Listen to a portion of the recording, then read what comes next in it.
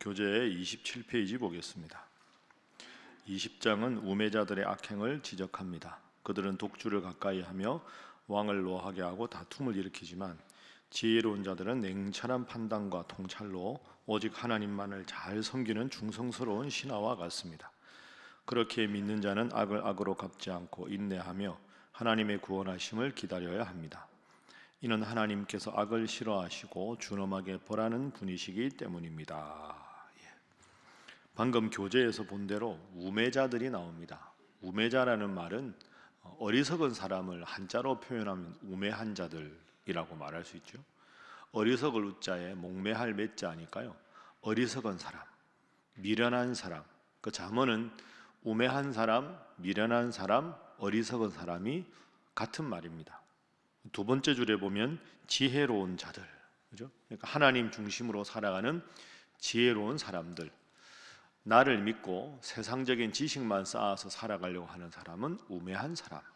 그래서 우매한 사람이 아니라 지혜로운 사람이 되라 하는 맥락에서 오늘 20장도 지혜로운 사람은 어떤 삶인가, 우매자의 삶에 어떤 점을 경계해야 하는가, 이 주제로 좀 계속 일상생활에서 구체적으로 적용할 수 있는 교훈을 알려줍니다. 제일 먼저 1절 말씀입니다. 자, 20장 1절 함께 읽습니다. 시작. 포도주는 거만하게 하는 것이요 독주는 떠들게 하는 것이라. 이에 미혹되는 자마다 지혜가 없느니라. 아멘. 포도주는 거만하게 하고 독주는 떠들게 하는데 이에 미혹되는 자는 지혜가 없다. 지혜가 없다 하는 말은 지혜자가 아니다. 방금 교재로 말하면 우매자는 포도주와 독주를 가까이 한다. 그러면 뒤집어 말하면 하나님 잘 섬기는 지혜로운 사람은 포도주나 독주를 가까이 해서는 안 된다, 이런 뜻입니다. 과거에나 지금이나 이 음주, 술에 대한 문제는 성경에도 여러 번 나옵니다. 술을 먹어서 실수한 경우가 여러 번 성경에 나오지요. 예를 들어서 구약 창세기에 보면 노아가 당대의 의인입니다. 노아의 방주를 그 오랜 시간 동안에 만들고 모든 인류가 진멸을 당했지만 노아는 방주에서 그의 가족들과 더불어서 구원을 얻었습니다. 그런데 노아가 어떻게 됩니까? 방주에서 나온 다음에 포도주를 먹고 근하하게 취해서 이제 술을 먹으면 몸에 열이 나니까 하체를 다 드러내고, 그 말은 알몸을 드러냈다는 거죠. 그러니까 이제 아들들이 보고 아유, 아버지가 어떻게 저러냐 뭐 그러면서 이제 어떤 아들은 아버지의 허물을 덮어주고 어떤 아들은 그걸로 조롱하고 그런 기사가 나옵니다. 당대 훌륭한 의인이라도 술에 관해서는, 포도주에 관해서는 그런 문제를 일으켰습니다. 또 하나 대표적인 인물은 롯이지요. 롯이 소돔과 고모라의 소돔에 살았지 않습니까? 하나님께서 소돔과 고모라를 멸망시키려고 할 때 아브라함이 가서 하나님, 그래도 좀 그 소돔과 고모라의 의인이 있으면 살려주십시오. 50명이 있으면 살려주십시오. 45명, 40명 쭉 내려갑니다. 결국 롯과 그의 가족은 구원을 받습니다. 롯이 구원을 받는데 그 장면을 가만히 보면 지체합니다. 천사가 빨리 나가라, 여기 이제 불덩이가 떨어지고 될 것이다 했는데 지체하고 나갑니다. 지체하고 나가서 작은 성에 가서 소 아래다 거처를 마련하지요. 그때 어떤 일이 벌어집니까? 이 두 딸들이 보니까 야, 이거 우리 큰일 났다. 우리 이제 뭐 남편하고 결혼해서 자녀들을 낳아야 되는데 사람들이 다 죽어버렸으니 우리는 자식을 낳을 수가 없지 않느냐. 그래서 아버지 롯에게 포도주를 먹입니다. 술을 먹고 잠을 자고 있는 상태에서 큰딸이 들어가서 아버지하고 동침하고, 또 술을 먹은 다음에 작은딸이 들어가서 아버지하고 동침합니다. 여러분, 사람이 없어서 그 당시에 예를 들어 아담 이후에 부득이하게 근친간에 결혼하는 경우는 있지만 이건 그런 경우가 아니죠. 그렇게 되면 하나님 앞에 기도하면 하나님이 다른 사람들을 보내주시겠죠. 또 다른 계획이 있으시니까. 근데 어떻게 아버지가 술을 먹고 딸이 아버지와 그런 관계를 갖고, 근데 문제는 뭡니까? 롯이 그걸 모릅니다. 무슨 일이 벌어졌는지 잠 깨고 나서 아무것도 몰라요. 그래서 태어난 아이가 모압과 암몬 아닙니까? 모압과 암몬은 그러니까 이스라엘 백성하고 친척 관계입니다. 롯의 후예니까. 근데 어떻게 됩니까? 출애굽 과정에서 끊임없이 이스라엘을 제일 괴롭히는 사람들이 모압과 암몬이 됩니다.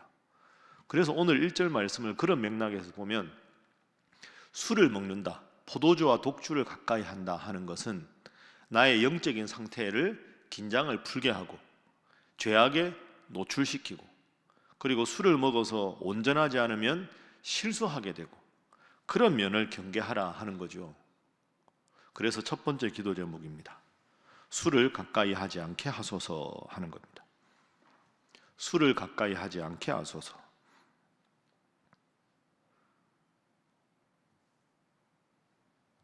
그리고 가끔 질문하시는데 제가 대답해 드린 적이 있는데, 목사님 술 먹지 말아라, 술 취하지 말아라, 성경에 안 나오지 않습니까? 담배 핀다고 구원 못 받는 거 아니지 않습니까? 맞습니다. 여러분, 술 먹어도 멋진 크리스찬이 될 수 있고요, 담배 피우는 골초 크리스찬도 있을 수 있습니다. 서양에 가보면 신학자들 담배 많이 핍니다. 문제가 뭐냐? 술과 담배는 구원과 연결된 문제는 아닙니다. 그런데 술과 담배를 왜 교회에서 하지 말라고 하느냐?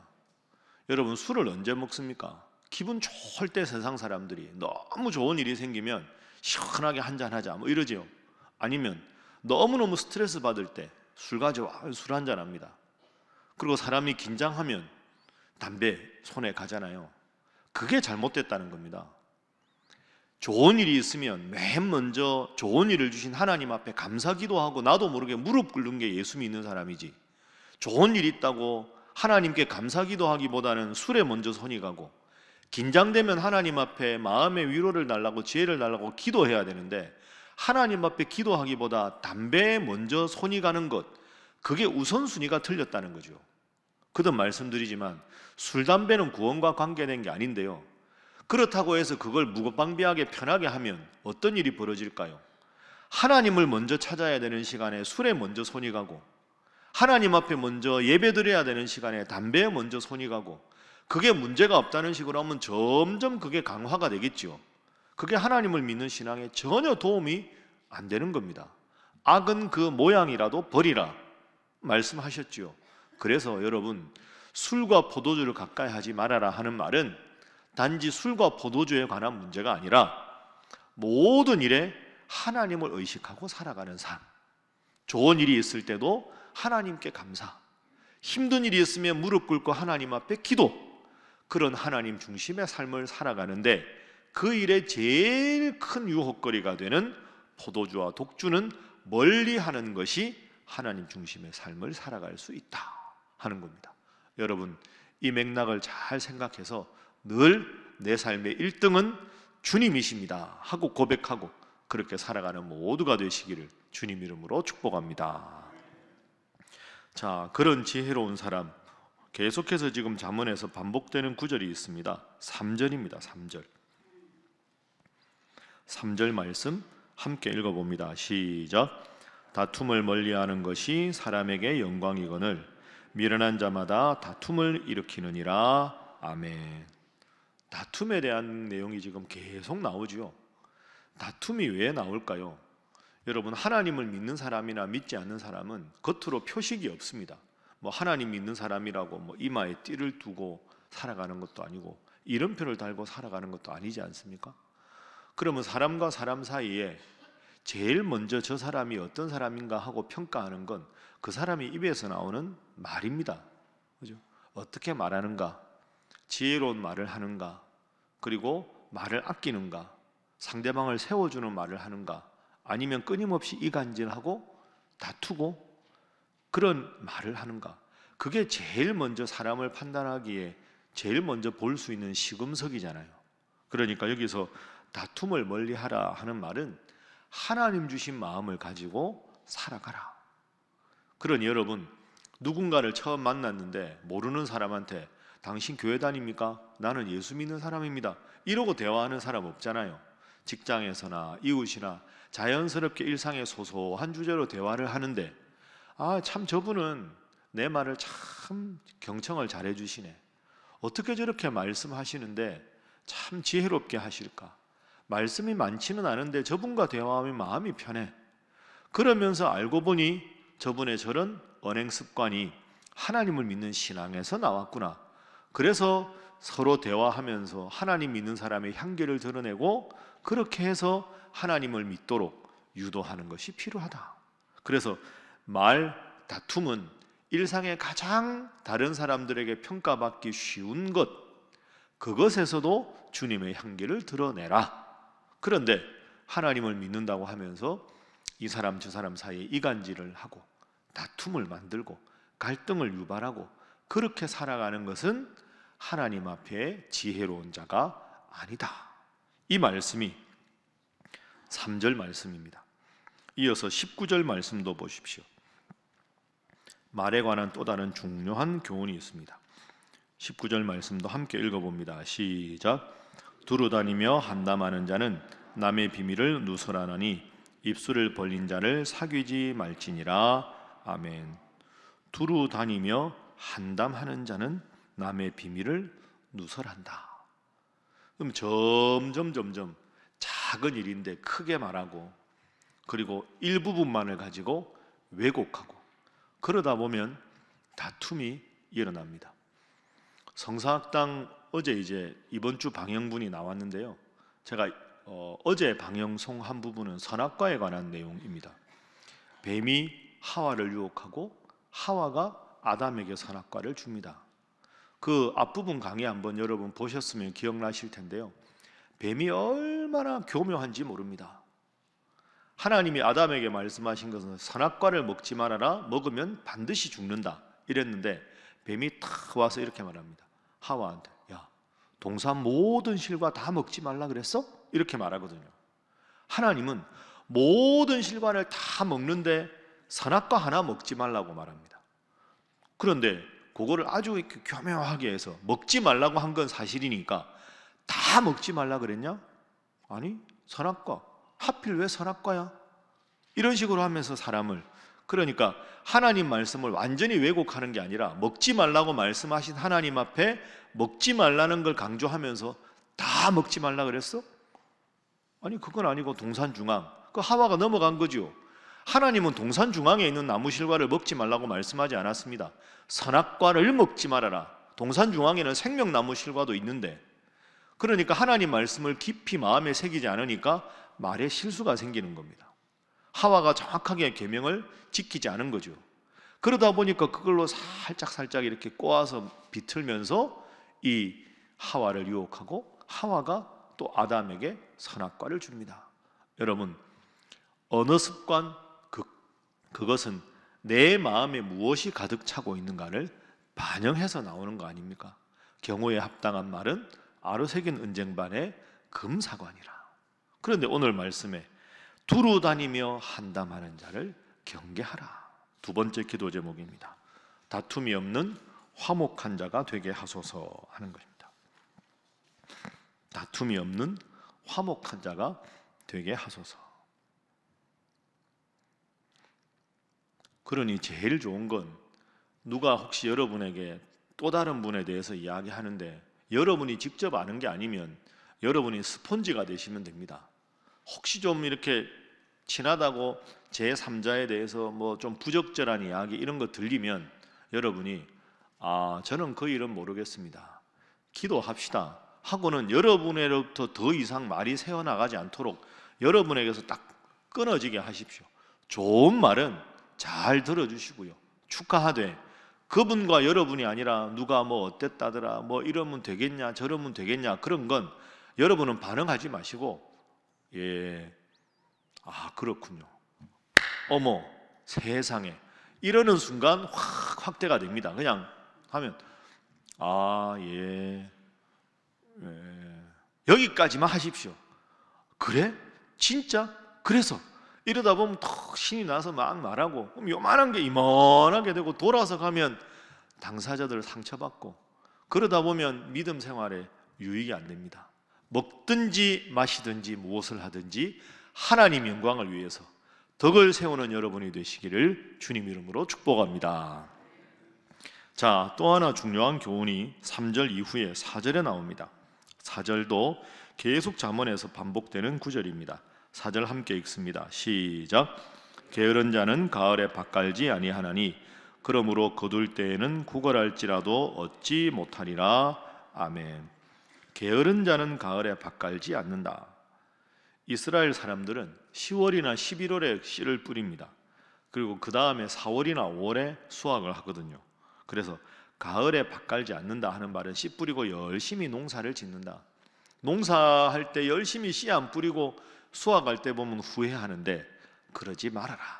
게으른 자가 되지 말아라. 이 맥락이 계속 나옵니다. 7절 온전하게 행하는 자가 의인이라. 그의 후손에게 복이 있느니라. 10절 한결같지 않은 겨울 저울 추워 한결같지 않은 되는 다 여호와께서 미워하시느니라. 게으르고 그리고 속이는 자, 그런 자 되어서는 안 된다. 13절 함께 읽어봅니다. 시작. 너는 잠자기를 좋아하지 말라. 내가 빈궁하게 될까 두려우니라. 내 눈을 뜨라. 그리하면 양식이 족하리라. 아멘. 새벽기도 가야 되는데 자꾸 안 깨고 이러면 요 구절 딱 읽어주면, 그죠? 잠자기를 좋아하지 말라. 내 눈을 뜨라. 이렇게 하면 눈을 탁 떠야 되는데 겨울에는 참 새벽기도 나오기가 쉽지가 않습니다. 그래서 오늘 방금 읽은 맥락은 뭡니까? 게으른 자가 되지 말아라. 성실한 자가 되라. 여러분, 왜 성실을 하나님이 강조하실까요? 죄송한 표현인데 저나 여러분이나 알아봐야 얼마나 알고 지식이 있어봐야 얼마나 지식이 있겠습니까? 전지전능하신 하나님에 비해서 누구 IQ가 좀 더 높으니 누가 대학을 석사까지 했니 박사까지 했니 어느 대학을 나왔니, 그 정말 죄송한데 그 하루살이 중에서 9시에 태어난 사람이 10시에 태어난 사람 하루살이한테 야, 참 세월 좋아졌다, 이거하고 똑같은 거 아니겠습니까? 지혜가 있어봐야 얼마나 있고 우리가 뭘 제대로 해봐야 뭘 얼마나 하겠습니까? 그럼 우리가 할 일은 능력이 적으니까 전능하신 하나님, 전지하신 하나님 앞에 기도하고 그분의 지혜를 구하고 하루하루 주어진 일에 성실하게 살아갈 뿐입니다. 하나님은 어떤 사람을 좋아할까요? 정말로 똑똑한 사람, 세상적인 지식이 많은 사람? 아닙니다. 그게 중요한 게 아니라 부족하지만 하나님 앞에 성실하게 살아가려고 애쓰는 사람, 그럼 하나님이 더 많은 것을 채워주시지 않겠습니까? 세 번째 기도 제목입니다. 성실하고 정직한 자로 살게 하소서 하는 것입니다. 성실하고 정직한 자로 살게 하소서. 오늘 여러분 이렇게 또 새벽기도 나오셨습니다. 그리고 온라인으로도 새벽기도 늘 함께 하시는 분들이 많은 것이 참 저로서는 감사하고 행복한 일입니다. 여러분 성실하십시오. 하나님 앞에 성실하면 하나님께서 여러분에게 복의 복을 주실 줄로 믿습니다. 게으른 자는 뒤집어 말하면 교만해질 수 있습니다. 내 능력이 부족함을 깨달아야 겸손하고, 겸손해야 성실하고, 성실해야 내 힘으로 안 되는 일이 많다는 걸 알고 기도하는 거죠. 교만하니까 게으르고, 게으르니까 기도하지 않고. 그럼 여러분 어느 쪽을 선택하시겠습니까? 오늘 본문 말씀 꼭 기억하면서 항상 하나님 1순위로 살아가고 게으르지 않고 성실하게, 또한 언행심사에 다투지 않고 화목하고 세워주는, 그래서 여러분의 오늘 하루의 삶도 나의 입술의 모든 말과 나의 모든 일거수일투족이 하나님께 기쁨이 되는 복된 삶을 사셔서 하나님이 여러분의 인생을 책임져 주시고 오늘도 지혜로 능력으로 함께 하시는 복된 날 되시기를 주님 이름으로 축복합니다. 기도하겠습니다. 하나님, 오늘 말씀도 꼭 내 인생에 필요한 말씀 주셔서 감사합니다. 좋은 일이 있을 때나 힘든 일이 있을 때나 맨 먼저 하나님을 떠올리며 세상적인 것, 오늘 1절에서 말씀하시는 포도주나 독주를 멀리하는 저희들 되게 하여 주시고 그저 하나님 주신 하루하루에 성실하게, 그리고 내 입술에서 늘 축복하는 말, 세워주는 말, 위로하는 말, 하나님께 영광 돌리는 말, 나의 발걸음으로는 성실하게 하나님 맡겨주신 일에 최선을 다하여 하나님께서 더 큰 지혜를 주시고 더 큰 능력으로 함께 하셔서 하나님 때문에 복된 삶을 살아가는 자 되게 하여 주시고, 우리의 가정과 일터 위에도 함께 하시며 우리의 자녀들도 이 잠언의 말씀을 날마다 실천하는 자자손손 하나님 앞에 복받는 복된 믿음의 가문 되게 하여 주시옵소서. 함께 기도합니다. 주여 믿습니다. 주여 믿습니다. 주여 믿습니다.